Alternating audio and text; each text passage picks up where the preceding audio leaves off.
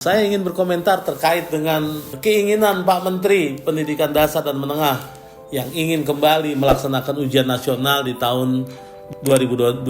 Menurut saya ini perlu dipikirkan ulang, niat ini perlu dikaji ulang, perlu lebih serius mendalami kenapa ujian nasional pada zaman Mas Menteri kemudian ditiadakan. Kenapa ujian nasional kemudian dihapus, itu didasarkan pada beberapa temuan-temuan, beberapa kajian bahwa ujian nasional banyak masalah, ya.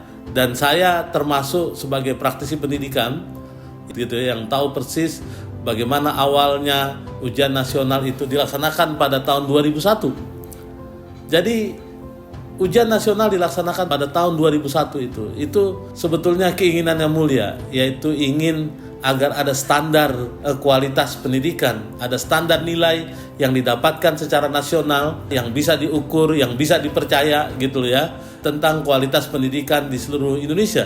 Tapi saudara sekalian, setelah itu dilaksanakan banyak masalah. Masalah terbesarnya adalah menyangkut kepercayaan kita terhadap hasil ujian nasional. Benarkah itu capaian siswa itu murni? Apa yang dihasilkan dari pelaksanaan ujian nasional itu kemudian hasilnya benar-benar mengukur daripada capaian-capaian yang telah dihasilkan oleh peserta didik.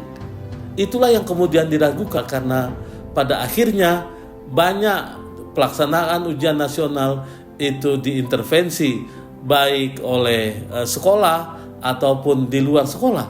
Karena apa? Karena ujian nasional masuk dalam bahasa saya itu adalah wilayah gengsi, wilayah prestis. Karena menyangkut sekolah, daerah, sekolah tidak mau sekolah yang jelek karena anak-anaknya banyak yang tidak lulus. Kepala sekolah juga harus mempertahankan jabatannya, dan salah satu parameternya adalah ketika hasil ujian nasionalnya bagus. Daerah juga seperti itu, daerah juga punya kepentingan. Karena kalau hasil ujian nasional jelek, berarti pendidikannya jelek dilaksanakan di situ. Nah, dari situlah kemudian mereka kemudian berkolaborasi, membentuk tim sukses, agar ujian nasional itu sukses, tapi dengan cara-cara yang tidak dibenarkan.